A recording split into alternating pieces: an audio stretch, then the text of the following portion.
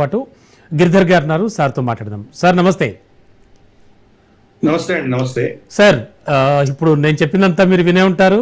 అంటే మళ్ళీ ఎలా చూడాలి ఇప్పుడు ఇంత కాంట్రాస్ట్గా ఒకప్పుడు ఉన్నటువంటి సిచ్యువేషన్స్ మళ్ళీ క్లోజ్ రిలేషన్స్ వైపు వెళ్ళడం, దీన్ని ఎలా చూడాలి? అంటే ఇది జరిగే పనే అనుకోవచ్చు అంటారా?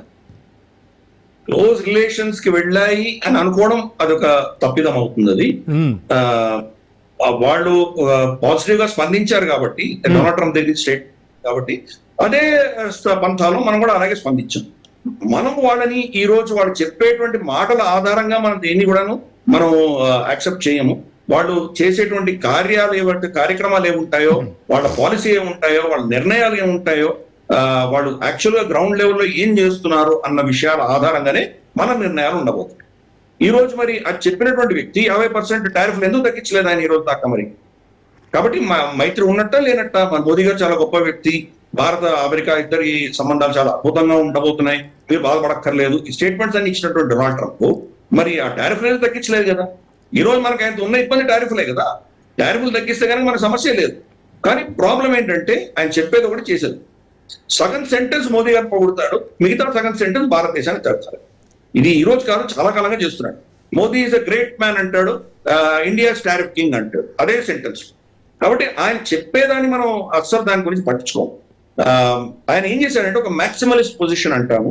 మనకు గ్యాంబ్లింగ్ చేసినప్పుడు ఏం చేస్తారంటే, మన దగ్గర ₹1,00,000 ఉన్నాయనుకో, మనం ఎదుటి వ్యక్తికి ఎన్ని పత్తాలు ఉన్నాయి ఏమో మనకు తెలియదు, మన దగ్గర ఉన్న అతను తెలియదు. మనం ఏం చేస్తామంటే దాంట్లో గ్యాంబ్లింగ్ చేసినప్పుడు మన దగ్గర ఉన్న పైసలన్నీ దాంట్లో మనం పెట్టేస్తాం. పెట్టి నా దగ్గర కాబట్టి నేనే గెలుస్తాను, కాన్ఫిడెన్స్ నాకు ఉంది అని చెప్తాం. అతనేమనుకుంటాడు, భయపడిపోతాం. అరే ఇతను ఎంత ₹1,00,000 పెడుతున్నాడంటే కనుక ఇతను దగ్గర ఉన్నటువంటి కార్డ్స్ చాలా గొప్ప కార్డ్స్ ఏమో అని అతను డ్రాప్ అవుట్ అయిపోతాడు.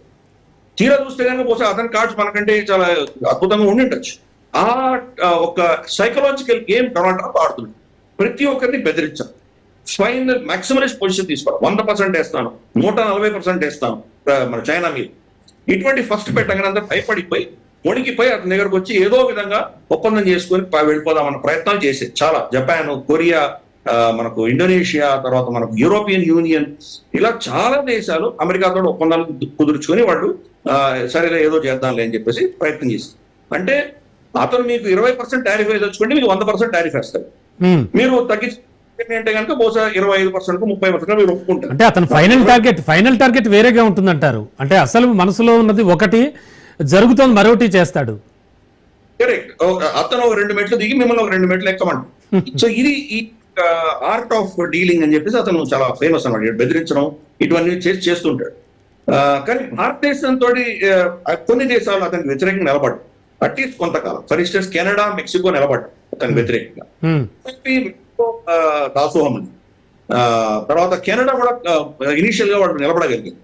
క్రమేపీ వాళ్ళు కూడా వాళ్ళ వాణిజ్యము, వాళ్ళ దేశంలో ఉన్నటువంటి ఎకానమీ అంతా కూడా అమెరికాతో అనుసంధానమై ఉంది కాబట్టి ఒక లెవెల్ వరకు వాళ్ళు పోరాడగలిగారు, వాళ్ళు మోకరిల్లాల్సి వచ్చింది. మిగిలింది ఎవరు? 2 దేశం, భారతదేశము, చైనా. ఈ 2 దేశాల్లో చైనాతో పెట్టుకుంటే చాలా ఇబ్బందులు వస్తాయని డొనాల్డ్ ట్రంప్ కి తెలిసి ఇద్దరిలోకి కొంత వీక్ గా ఉన్నది భారతదేశం మన మీద పడు. మనం కూడా ఎందుకు 50% పెట్టారంటే ఇప్పుడు ఏదో విధంగా మనం చర్చించి మనం ఏదో చేస్తామని. ఇప్పుడు రష్యా నుంచి చమురు కొనొద్దు అని ఎందుకు అంటున్నాడు? ఎందుకంటే ఈ రోజు అమెరికాతో ఉన్నటువంటి దేశాలు ఏవైతే ఉన్నాయి, సౌదీ అరేబియా కావచ్చు, లేదా ఇతరత్ర ఆయిల్ గల్ఫ్ దేశాలు ఏవైతే ఉన్నాయో అవన్నీ కావచ్చు, వీళ్ళ ధర చాలా విపరీతంగా ఉంది. మనం దానికి భిన్నంగా 40-45% మనం రష్యా నుంచి తెచ్చుకుంటున్నాం. రష్యా నుంచి మనకు రష్యా మీద కూడా వాళ్ళు ఆంక్షలు విధించి ఏం చేశారంటే $60 పర్ బ్యారెల్ కంటే తక్కువే కొనాలి, కానీ అంతకంటే ఎక్కువ ఉంటే మీరు కొనడానికి వీలు లేదన్న. ఈ రోజు ప్రపంచ చమురు 70-75 నుంచి 80 వరకు వెళుతుంది. కొన్ని వారాలు ఎక్కువ ఉంటుంది, కొన్ని వారాలు తక్కువ ఉంటుంది. రమారమి $70 పర్ బ్యారెల్ ధర ఉంది.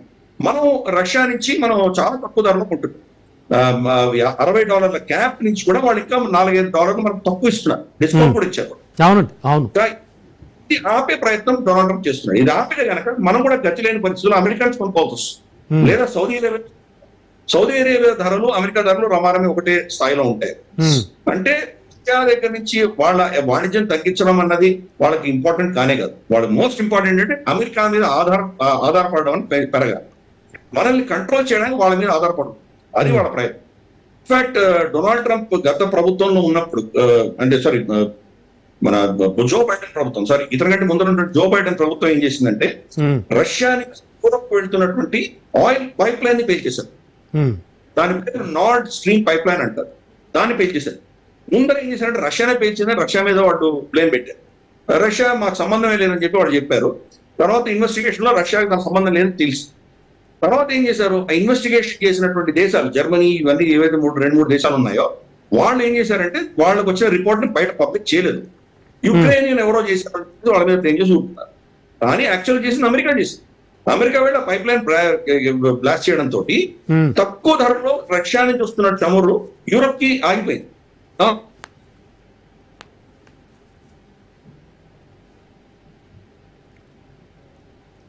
వచ్చేటువంటి Russian gas, Russian oil cut అవడంతో costly American products, American energy products కొనాల్సి వస్తుంది. ఈ రోజు మనకు కూడా మన మీద కూడా అటువంటి రెస్ట్రిక్షన్స్ పెట్టేటువంటి ప్రయత్నం అమెరికా చేస్తుంది. అండ్ సార్ అంటే మీ మాట కట్టొచ్చా అంటే అమెరికా చైనా సంబంధాల నిపుణుడైనటువంటి గోడాన్ చాంగ్ ఫాక్స్ న్యూస్ తో మాట్లాడుతూ కొన్ని విషయాలు చెప్పాడు సార్. నేను ఇంతకు ముందు చదువుతూ కూడా చెప్పాను. ట్రంప్ తన కఠినమైనటువంటి వైఖరిని, ఆ నిర్ణయాల్ని కొంతవరకు వెనక్కి తీసుకున్నారని అన్నాడు. అంతేకాకుండా ఇండియాని చైనా చేతిలోకి వదిలేయమని ఆయన చెప్పాడని, అందుకే అధ్యక్షుడి మాటల్లో కూడా తేడా వస్తోంది అండ్ అధ్యక్షుడి ప్రవర్తనలో కూడా తేడా వస్తోంది, అది మీరు గమనించాలి అంటాడు చాంగ్. ఇవన్నీ ఎలా తీసుకోవాలి సార్?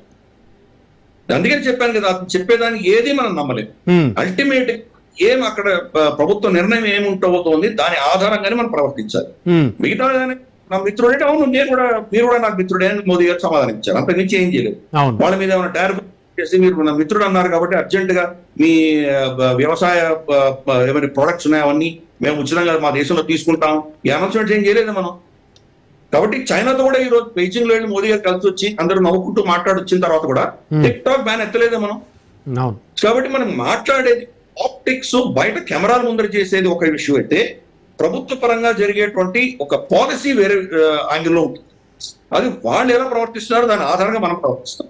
రేపటి రోజు వాళ్ళకైనా టారిఫ్ తగ్గిస్తే బహుశా మనం పని ఓపెన్ చేసేటువంటి ప్రయత్నం మనం చేయొచ్చు. కనీసం వాళ్ళకి సోయా బీన్స్ ప్రొడక్ట్ అనేది ఉందో చైనా ఆపేయడంతో కష్టంలో ఉన్నారు వాళ్ళ రైతులందరూ కూడా. బహుశా మనం కొన్ని సోయా కొనుక్కునేటువంటి వెసులుబాటు మనం కలిగించవచ్చు. ఆ సమయంలో మన గోధుమలు తర్వాత మనకు బియ్యము ఇవన్నీ మనం పర్మిట్ చేయకపోవచ్చు.